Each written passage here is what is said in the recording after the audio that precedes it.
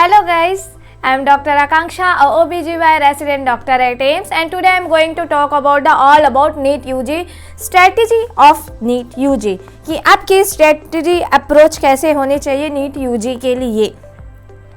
ठीक है, तो ये एग्ज़ाम है जो ऑल अबाउट होता है आपके जुनून, कंसिस्टेंसी और डिसिप्लिन के ऊपर। अगर आपके पास जुनून है, साथ में कंसिस्टेंसी मेंटेन है, आप डिसिप्लिन हो और वो चीज़ आप एक ईयर के लिए, एक साल के लिए इस एग्ज़ाम के लिए दे दिए ना, तो आपको कोई नहीं रोक सकता कि आपके नाम के सामने डॉक्टर लगने के लिए। डेफिनेटली आप सेलेक्ट हो जाओगे इन अ प्रॉपर अप्रोच आप जाओगे तो इसके लिए सबसे पहले बात कि आपको phone, mobile, social media, Instagram, Facebook, tour, trip, friendship, ये सबसे बिल्कुल कट ऑफ कर दो। Only for 1 year. 1 ईयर के लिए आपको ये सब चीज़ों से दूर रहो, ठीक है। और साथ में एक डेडिकेशन होना चाहिए कि हाँ, मैं डेडिकेटली 1 साल ये दे दूँगा और मैं वो वाइट एप्रन होता है ना, वो मेरे हाथ लगेगा, वो मैं पहनूंगा, या मेरा डॉक्टर नेम रहेगा। हमेशा ये ड्रीम रखो। हमेशा जब भी आप टाइम वेस्ट कर रहे हो ना, या आपका दिन का 1 सेकंड भी जा रहा है, उस वेस्ट करने से पहले ये ज़रूर सोचना, फिर आपका टाइम वेस्ट होगा ही होगा नहीं। सबसे पहले इस एग्ज़ाम के लिए प्लानिंग होना बहुत इंपॉर्टेंट है कि एग्ज़ाम, जैसे कि आपको मालूम है कि हर ईयर मई में एग्ज़ाम हो जाता है। मई में एग्ज़ाम हो जाता है तो आपको कैसे भी करके सिलेबस कंप्लीट करना है और कैसे भी करके आपको रिवीजन 3 बार करना है। वो कैसे होगा, क्या करना, मैं आगे बताती हूँ, ठीक है। टारगेट क्या होना चाहिए? Ultimate target is to make syllabus complete और आपका revision multiple 3 times at least revision complete, ठीक है। तो वो टारगेट जो अल्टीमेट ये टारगेट है, वो अचीव करने के लिए आपको शॉर्ट टारगेट्स रहने चाहिए। Monthly target, daily target, hourly target. Monthly target में कैसे कि मुझे इस मंथ में केमिस्ट्री का ऑर्गेनिक कंप्लीट कर दूंगा, ठीक है, इस मंथ में ये करूँगा, ऐसे करूँगा। तो एक आपके माइंड में एक मंथली टारगेट होना चाहिए, या एक टारगेट लगा के अपने वॉल पे लगा लो। फिर डेली टारगेट में क्या है? रोज़ मॉर्निंग उठना है आपको। मॉर्निंग उठने के बाद डेली मैं बोलती हूँ, आज का जो भी दिन का रहता है पूरा प्लान कर लो कि आज मुझे ये चैप्टर्स पढ़ने हैं, ये टॉपिक पढ़ने हैं और मुझे ये इतने देर में पढ़ने हैं। ऐसे आपका ये टारगेट होना चाहिए कि डेली का अगर टारगेट रहता है आपका 8 आवर स्टडी का, तो मुझे ये नोट्स पूरा कंप्लीट हो जाना चाहिए, इसका ये क्वेश्चन भी कंप्लीट हो जाना चाहिए। ऐसे आपके टारगेट रखो, डेली के रखो। फिर आता है आर्ली टारगेट में क्या होता है कि अगर आप अपने आप को दे दिए ना कि हाँ, मैं 8 आवर्स में ये पढ़ लूँगा और उसमें से आपका अगर 1 आवर भी बच गया तो वो आगे के लिए आपको बताती हूँ कैसे उस 1 आवर को भी आपको यूटिलाइज़ करना है। तो इसलिए टारगेट रखना डेली बहुत इंपॉर्टेंट है। फिर आती बात है टाइम टेबल की। आपके कोई भी एस्पिरेंट हो, चाहे वो नीट यूजी हो कि पीएससी का हो कि कोई भी एस्पिरेंट हो, कोई भी एग्ज़ाम में अगर टाइम टेबल आपका फिक्स नहीं है तो एग्ज़ाम भूल जाओ, निकलना हो ही नहीं सकता है। इसलिए आपको ना टाइम टेबल एकदम फिक्स रहो। फिक्स सोने का टाइम, फिक्स उठने का टाइम। ये नहीं कि आज सो रहे हो, दोपहर को अपना नींद पूरा किया, कभी किसी दिन शाम को नींद पूरा किया, कभी रात को नींद पूरा किया, नहीं। डेली अगर सोते हो रात को तो 12 से 7, कम से कम 6 to 7 आवर्स का आपका स्लीप रहना चाहिए, जो पूरा रहना चाहिए, तभी आप इफेक्टिवली पढ़ पाओगे। आपको ये नहीं है कि सिर्फ एक महीना रगड़ के पढ़ना आपको बहुत लंबा है, अच्छे से पढ़ना है, ठीक है। तो ये आपका होना चाहिए स्लीप साइकिल, उठने का साइकिल है वो एकदम फिक्स रहना चाहिए कि मुझे इतने आप अपने आप ही नींद खुल जाना चाहिए, ठीक है, वो फिक्स रखो। क्यों? अगर टाइम टेबल फिक्स रहेगा ना तो आपको इंटरेस्ट भी आएगा, एक कॉन्फिडेंस भी रहता है, फ्लो बने रहता है पढ़ने के लिए। तो ये बहुत इंपॉर्टेंट है। फिर आया आपका सिलेबस, कब कंप्लीट करना है, कब रिवीजन करना है। आपका एक बार पूरा सिलेबस है वो कंप्लीट हो जाना चाहिए नवंबर के लिए। जैसे कि मई में एग्ज़ाम होता है, मई में अगर स्टार्ट नहीं किया तो कोई बात नहीं, जून से स्टार्ट करो। जून से पढ़ना फिजिक्स, केमिस्ट्री, बायो, और ये तुम्हारा नवंबर तक एक बार सिलेबस कंप्लीट हो जाना चाहिए। अगर इसके बाद नवंबर तक कंप्लीट नहीं हो पाया है तो अपना दिसंबर का जो टाइम है वो बैकलॉग के लिए लो। ये 1 मंथ में पूरा आपका जितना भी बचा है उसको कंप्लीट करो। फिर आती है बात रिवीजन की कि रिवीजन कब से स्टार्ट करना है। रिवीजन दिसंबर तक कंप्लीट कर लिया कोर्स, फिर जनवरी फरवरी ये 2 मंथ का टाइम है, इसमें आपको रिवीजन करना है। और ये बहुत इंपॉर्टेंट है आपका फर्स्ट रिवीजन।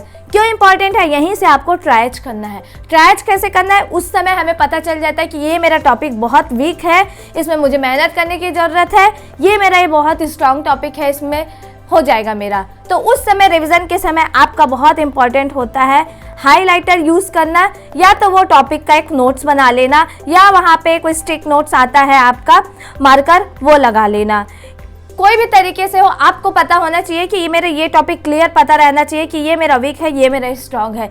क्यों? क्योंकि जब सेकेंड रिवीजन करोगे ना, मार्च का जो 1 मंथ का टाइम रहेगा आपका सेकेंड रिवीजन के लिए, उस समय आपको ये वीक वाला टॉपिक है जो भी है उसको आपको क्या करना है, उसको स्ट्रॉन्ग करना है। वहाँ पे उसी को मेन आपका 70% जो रहेगा ना पोर्शन, वो वीक सब्जेक्ट्स पे ही रिवीजन का टाइम देना। बाकी स्ट्रॉन्ग तो हो ही जाएगा, तो उसको जल्दी जल्दी जल्दी रिवीजन करना। फिर ऐसे में क्या होगा कि आपका मार्च में वीक टॉपिक स्ट्रॉन्ग टॉपिक दोनों स्ट्रॉन्ग बन जाएगा।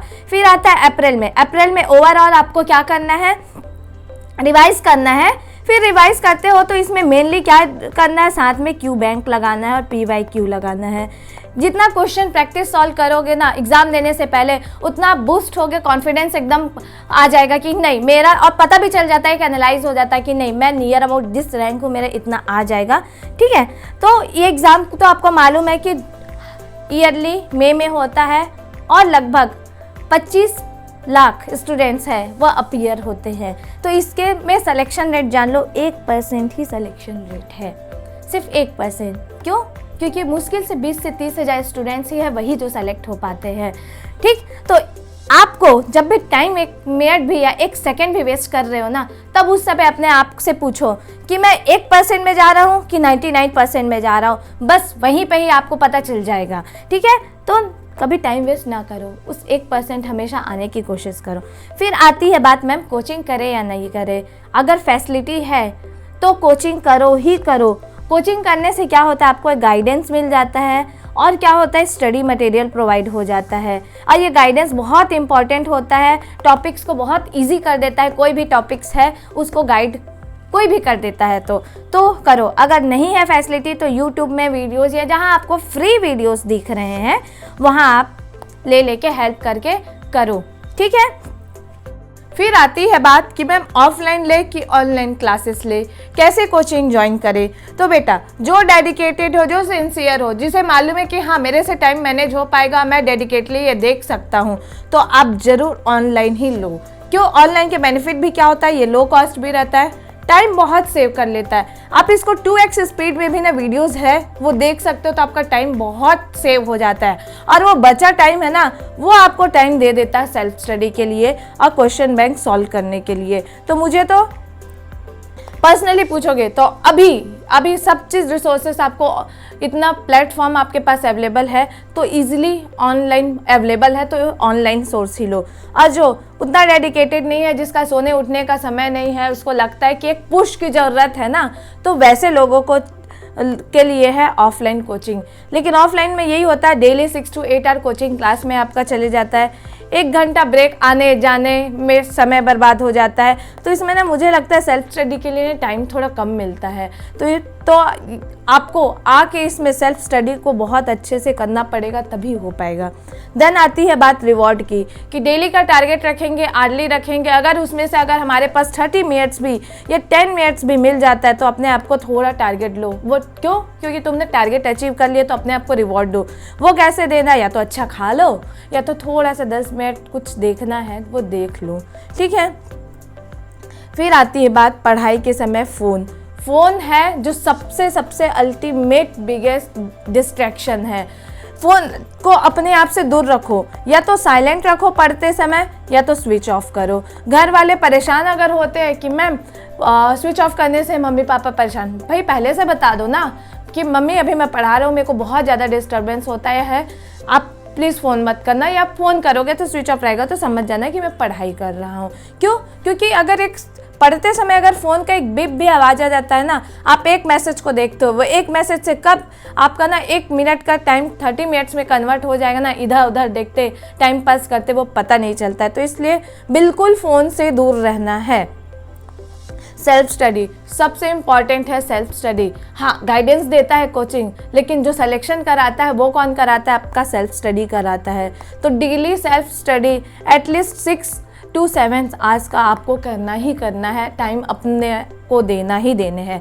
फिर आती है सोर्सेज की बात, कि सोर्स क्या होना चाहिए, हम कहाँ से पढ़े, पहली बात मैं बता रही हूँ, मल्टीपल सोर्स लेने की ज़रूरत नहीं है, जो एक सोर्स लिया है उसी पे ही स्टिक रहना है। जैसे कि एनसीईआरटी है, ये तो आपको मालूम है, ये आपका बोलते हैं ना बाइबल है, ग्रंथ है, एग्ज़ाम के लिए ये वही चीज़ है।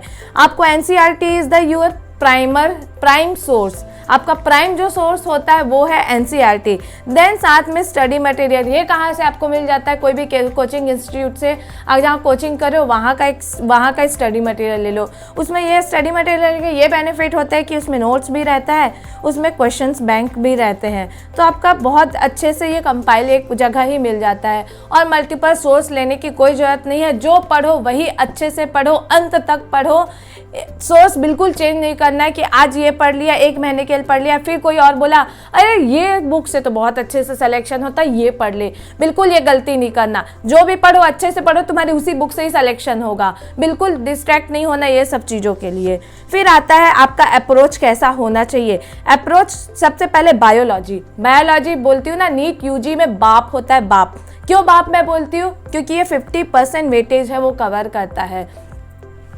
तो जिसका बायो अगर वीक है तो भूल जाओ आपका सिलेक्शन होना। बायो एक यूजी निकालने के लिए, नीट यूजी निकालने के लिए बहुत स्ट्रांग होना चाहिए और स्ट्रांग करना चाहिए, ठीक है। तो इसके लिए प्राइम सोर्स रहेगा क्या, एनसीईआरटी, ठीक है। इसमें आपको अलग से नोट्स बनाने की ज़रूरत बिल्कुल नहीं है, जो स्टडी मटेरियल मिल रहा है वो यूज़ करो, और एनसीईआरटी की बुक में ही कॉर्नर में स्पेस मिल रहा है तो वो ऐड करते जाओ, ठीक है। तो मेन यही आपको पढ़नी है। साथ में प्रीवियस ईयर क्वेश्चंस पेपर है, क्वेश्चन सॉल्व करते रहो, और एक बायो हैक की बुक आती है, आप वो यूज़ कर सकते हो। देन आती है फिज़िक्स की बात। फिज़िक्स में अक्सर सुनती हूँ कि फिज़िक्स बायो वालों के लिए बहुत हार्ड होता है, लगता है। मुझे भी ये लगता था कि मुझे ना बहुत हार्ड लगता था, मतलब सीरियसली मैं बोलूँ तो 11th-12th मुझे समझ ही नहीं आता था, नहीं समझ आता था फिज़िक्स। फिर जब मैंने कोचिंग लिया, बाद में ड्रॉप लेके, तब मुझे समझ आया कि अच्छा फिज़िक्स ऐसे है। तो कंसेप्ट क्लियर हो पाना फिज़िक्स में बहुत इंपॉर्टेंट है। और मुझे तो 11th ज़्यादा हार्ड लगता था एज़ कंपेरिजन टू 12th। तो जिसका 11th अच्छे से निकल जाता है ना, वो अच्छा मेहनत कर लिया, तो 12th तो उसके लिए बहुत ईजी है 12th के सब्जेक्ट्स। तो नीट, तो फिर फिज़िक्स के लिए आपको लेक्चर्स जो भी वीडियोज़ है वो अटेंड करो, वो क्योंकि आपको कंसेप्ट क्लियर करना है। उसके बाद आपको एनसीईआरटी बुक इसमें भी पूरा पढ़ लेना है, नोट्स बनाना इसमें इम्पॉर्टेंट है।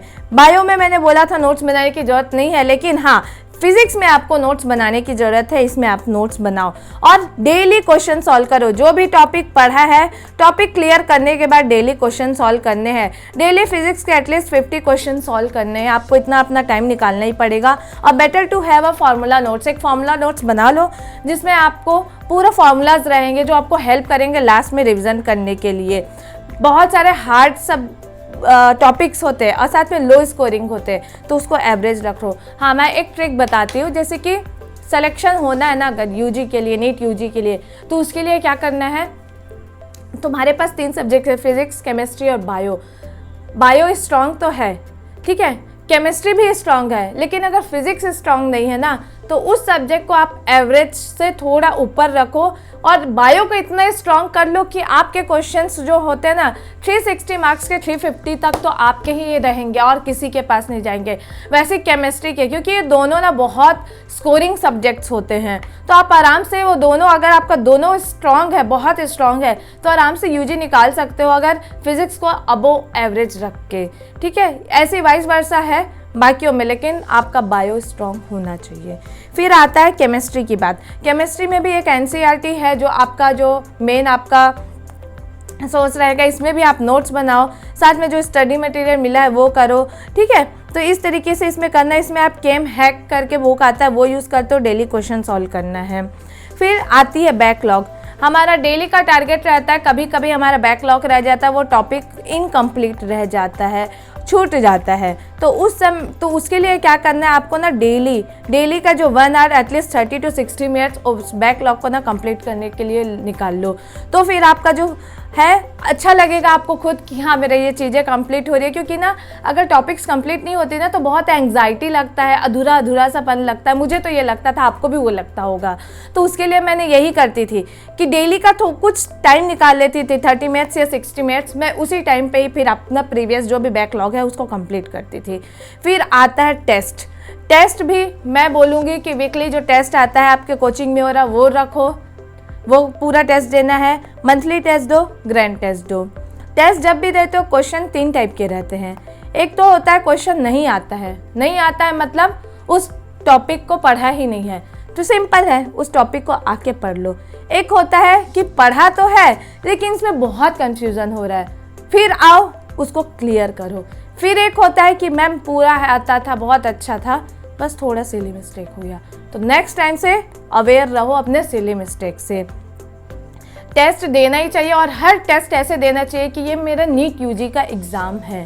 क्यों? क्योंकि हमें पता चलता है, अप्रोच पता चलता है कि कैसे टेस्ट में पॉजिटिव कितना हो रहा है, निगेटिव कितना हो रहा है, कितना टोटल कर पा रही हूँ, तो ये एनालिसिस बन जाता है आपके लिए। और हर टेस्ट में अपना इम्प्रूवमेंट लाओ। मैं आगे एक वीडियो ज़रूर बनाऊंगी कि टेस्ट अप्रोच कैसे होना चाहिए, मैं डिटेल में अभी नहीं बता रही हूँ। तो इस तरीके से तुम एक अपना नीट का स्ट्रेटजी है वो बना सकते हो, ठीक है। और ऑल द बेस्ट, सबका हो जाएगा। सब में कौन होंगे? जिसके पास जुनून होगा, डेडिकेशन होगा, कंसिस्टेंसी होगा, ठीक है। तो ये ज़रूर अपना 1% वाले लोग आओ और अपना सिलेक्शन लेके जाओ। All the best, thank you.